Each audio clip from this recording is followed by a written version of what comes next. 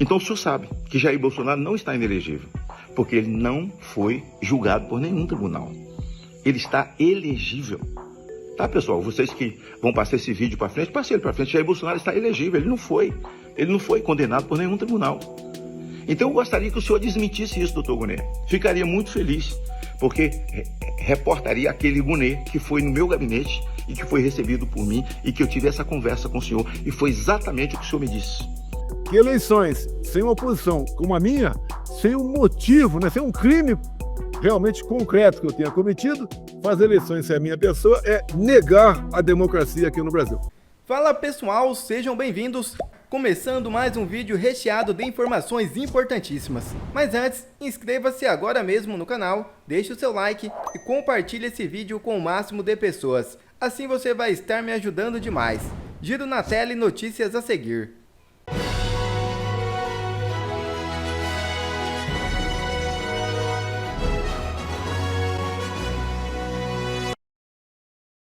Eis as perguntas que Moraes não conseguiu responder à OEA.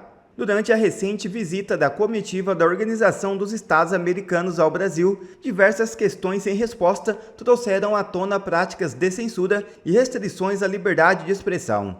O jornal Gazeta do Povo trouxe a público algumas questões que Moraes não conseguiu responder. Abre aspas. Não vai adiantar o STF presentear com gravatinhas o representante da OEA para a liberdade de expressão. Na visita ao Brasil, a comitiva do advogado Pedro Vaca Villarreal ouviu muitas perguntas sem respostas envolvendo a prática de censura e o cerceamento à livre opinião no país. Perguntas que há anos vêm sendo feitas pelos brasileiros e que há anos são solenemente ignoradas pelo censor-mor do judiciário.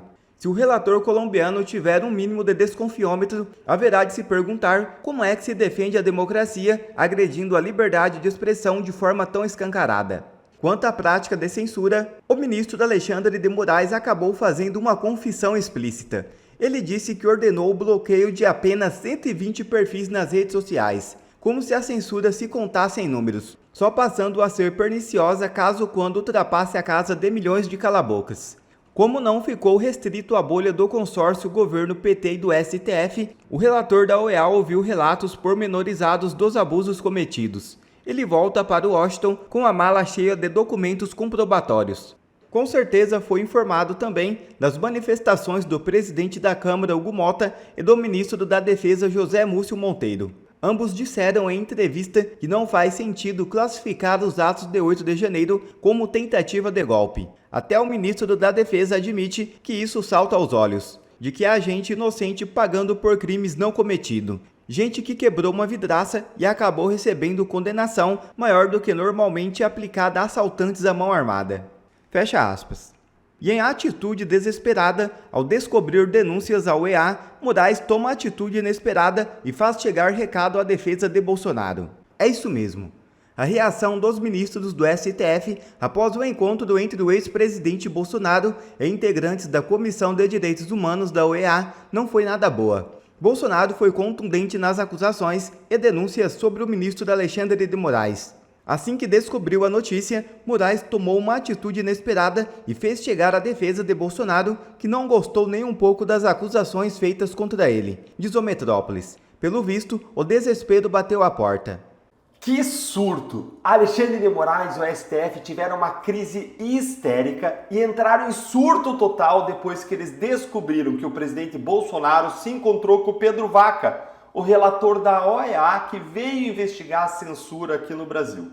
Olha, gente, eu fiquei em choque lendo essa notícia, porque era difícil de acreditar no que o jornalista escreveu.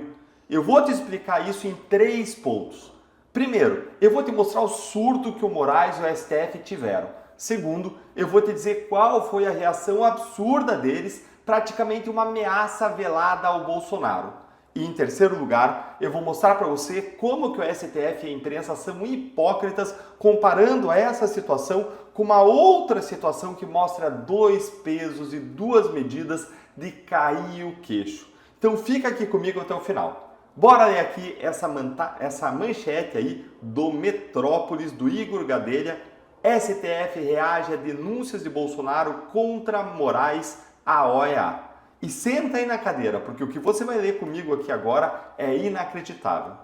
Ministros do STF reagiram nos bastidores às denúncias contra o colega Alexandre de Moraes feita pelo ex-presidente Jair Bolsonaro à Organização dos Estados Americanos. Conforme noticiou Metrópolis na coluna do Paulo Capelli, Bolsonaro denunciou supostas irregularidades cometidas por Moraes durante o encontro com a comitiva da OEA na quinta-feira em Brasília. Olha só, gente, presta atenção nesse começo aí, quando eles falam que os ministros reagiram nos bastidores. Olha aqui, ó, reagiram nos bastidores.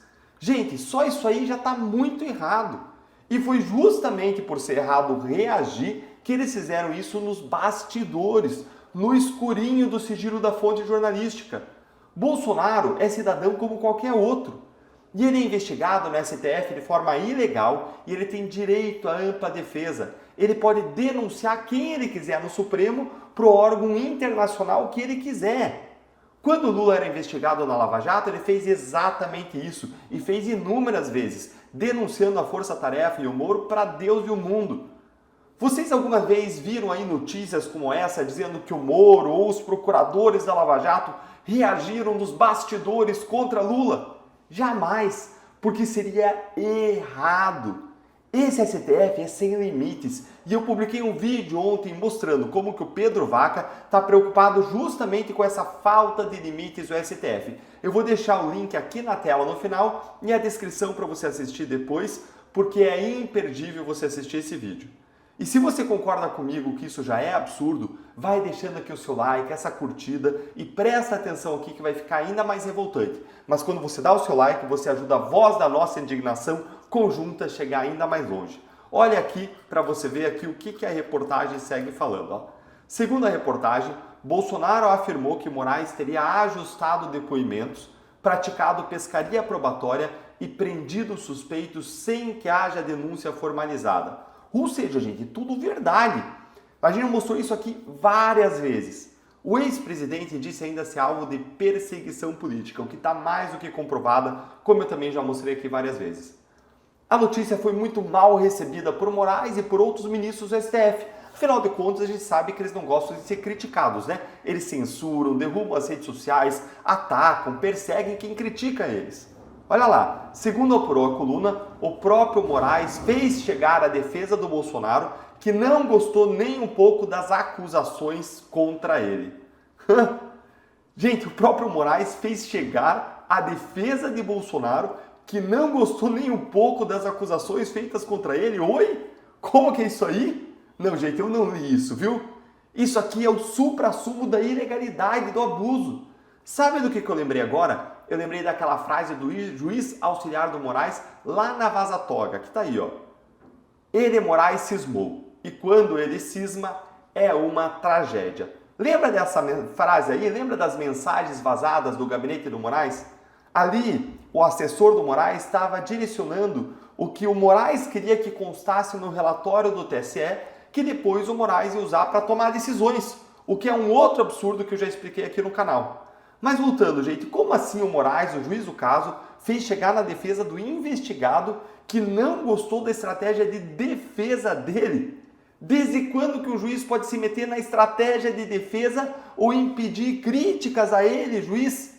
Esse país é um país de bananas mesmo. É um país bananeiro. Isso é coisa de país bananeiro. E olha como a imprensa trata com completa e total naturalidade o que Moraes fez, gente. Como se fosse normal isso, quando não é. Deveria ser criticado por todos. Sabe por que eles tratam com naturalidade? Porque a imprensa não quer perder as fontes poderosas do governo. E lá no Supremo. E por isso eles poupam o Supremo de críticas em troca de acesso. Como eu expliquei em outro vídeo que eu vou deixar para você aqui na tela, no final e na descrição. Que você precisa ver para entender como funciona o Brasil. É simples assim. Esse é o tipo de jornalismo mais praticado no Brasil hoje, que é o jornalismo de acesso a fontes. Ah, já a verdade, a justiça, a fiscalização do poder, essas que se danem. Agora pensa aqui comigo. Imagine o Sérgio Moro fazendo chegar a defesa do Lula, que ele não gostou nem um pouco das denúncias que Lula fez contra ele em órgãos internacionais. Consegue imaginar o que ia acontecer?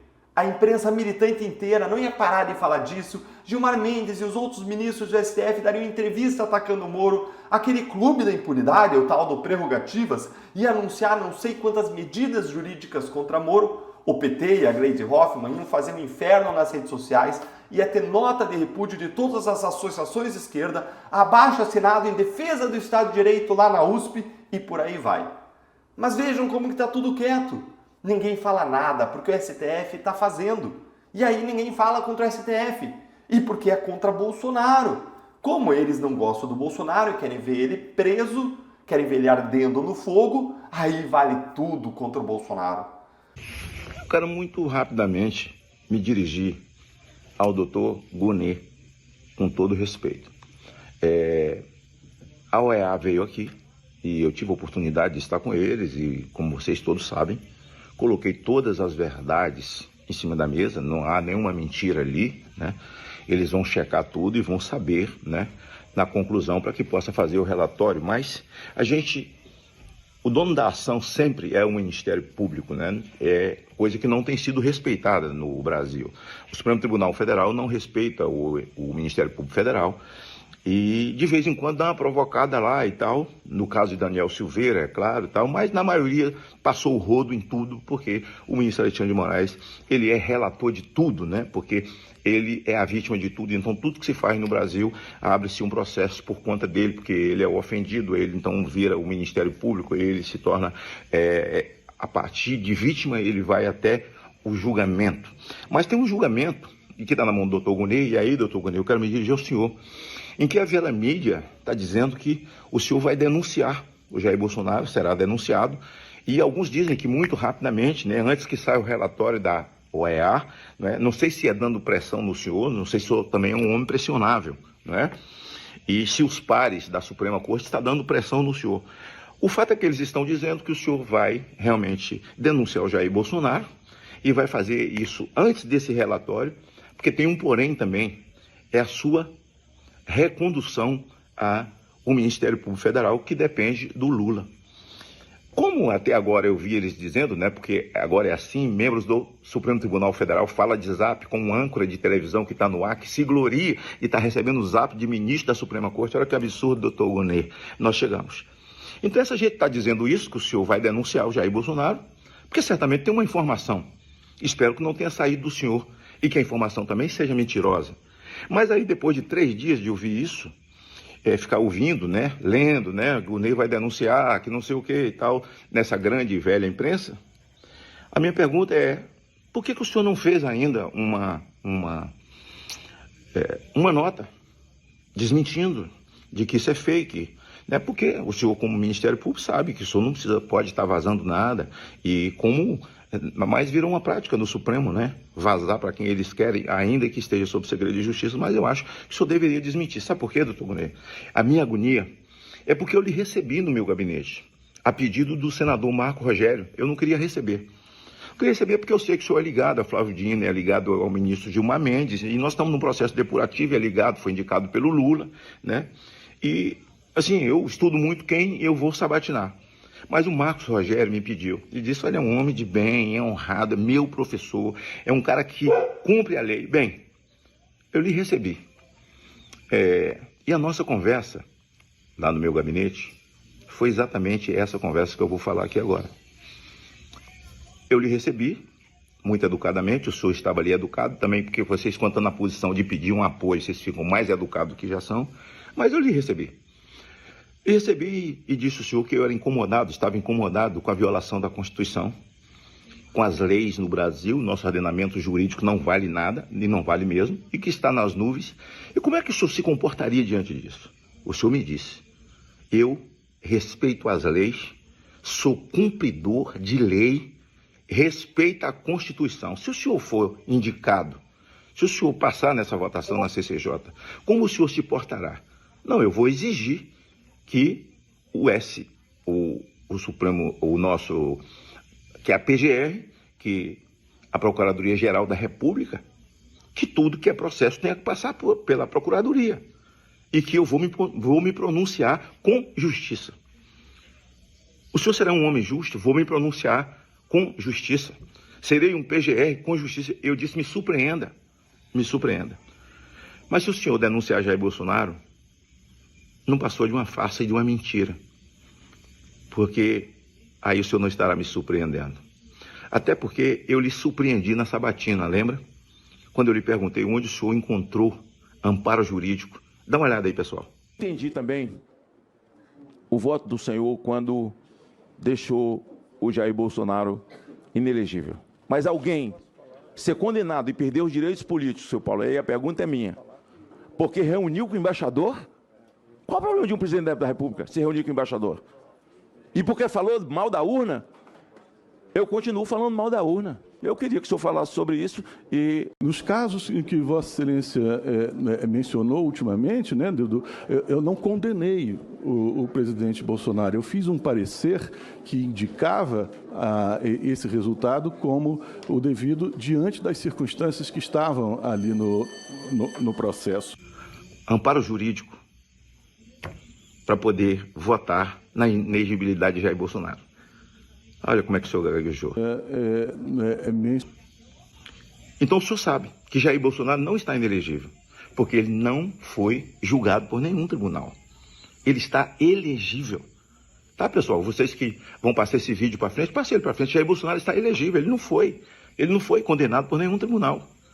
Então eu gostaria que o senhor desmentisse isso, doutor Gonet. Ficaria muito feliz, porque reportaria aquele Gonet que foi no meu gabinete e que foi recebido por mim e que eu tive essa conversa com o senhor e foi exatamente o que o senhor me disse. O que for lei, o senhor respeita. Agora, cartão de vacina, pelo amor de Deus, e reunir com embaixadores, pelo amor de Deus, certo? E ir numa manifestação popular, quando ainda não tinha passado a... Pelo amor de Deus, pelo amor de Deus. Então não há amparo jurídico. Eu me dirigi ao senhor e gostaria que o senhor desmentisse esse pessoal, e principalmente aqueles que estão lhe caluniando, que o senhor vai fazer isso porque precisa dessa recondução. Não sei para quê. Agora, quando o Seide, o Elon Musk e o Trump descobrem essa enxurrada de dinheiro, de esquema, de uma montagem para interferir na eleição brasileira, tudo com prova, e vai vir mais prova, o senhor precisa passar para a história de uma outra maneira. E não embolado com essa gente, que certamente a batata deles está esquentando. Doutor Gonet, se pronuncie. Doutor Gonet, seja exatamente o que o senhor disse no meu gabinete. Que o senhor seria justo, honesto com a lei e respeitando a Constituição. É a situação que a gente vive aqui no Brasil e o que está acontecendo nos Estados Unidos, bons ventos têm vindo para cá. A gente espera dessa forma buscar alternativas, buscar solução, porque nós queremos é retornar à normalidade aqui no Brasil. E eu pretendo, obviamente, né, estou fazendo o possível para voltar a ser elegível, que eu entendo que eleições sem uma oposição como a minha, sem um motivo, né, sem um crime realmente concreto que eu tenha cometido, fazer eleições sem a minha pessoa é negar a democracia aqui no Brasil. Posso só abrir um parênteses de 30 segundos? Que é o seguinte, há mais de um ano, existem comitivas de deputados brasileiros indo para a OEA, tá? E eles nunca fizeram absolutamente nada. E você consegue até compreender, porque no momento em que o Lula é presidente do Brasil e o Biden é presidente dos Estados Unidos, a própria OEA fica numa situação, pode ficar numa situação até delicada. Eu estou dando o benefício da dúvida aos diretores da OEA. E quando nós fomos para lá fazer uma audiência pública, eles adiaram em cima da hora a audiência pública, e como paliativo, como solução, falaram, então no futuro a gente vai fazer uma visita ao Brasil. E o presidente falou de maneira muito acertada. Essa discussão ocorreu antes de 5 de novembro, antes da eleição norte-americana. Ou seja, se o Biden ganhasse, certamente vão meter a mão grande para falar, quer saber, não vai ter mais visita nenhuma. Então, se hoje nós estamos tendo a OEA vindo ao Brasil numa iniciativa inédita, é graças ao presidente Donald Trump. Porque ele saiu da OMS e está todo mundo, eu não vou falar as palavras também na minha cabeça, porque tem a Nayara aqui, a mulher, todo mundo com muito medo, né? Com muito medo de que ele saia também da OEA. Porque ele sancionou o Tribunal Penal Internacional, né? O juiz que condenou o Netanyahu à prisão. Então, com esse medo todo, é justificável que a OEA tenha que prestar algum esclarecimento. Porque as coisas que estão acontecendo aqui estão muito notórias, estão muito escrachadas. E a OEA ela existe para defender as liberdades na América Latina. E quem é que contribui com metade do orçamento da OEA? Os Estados Unidos. Então, tá aí a mágica aí para vocês entenderem por quê que, por vezes, né, esses organismos internacionais, eu estou falando de maneira geral, não estou acusando a OEA, mas de maneira geral, todo cara de alto perfil de esquerda, quando ele vai se aposentar, ele cai num organismo internacional desse. Por exemplo, a Bachelet, Alto Comissariado das Nações Unidas, né, ex-presidente do Chile, Foro de São Paulo, tá lá. Enfim, então é uma fotografia aqui um pouquinho mais detalhada, né, para complementar o que o presidente... Quer ver mais conteúdos como esse? Então inscreva-se agora mesmo no canal e ative o sininho das notificações. Assim você não perde mais nenhum conteúdo que é postado aqui no canal. E também já deixe o seu like para o YouTube ajudar a divulgar o nosso trabalho. Fico por aqui e que Deus abençoe a todos. Brasil acima de tudo e Deus acima de todos.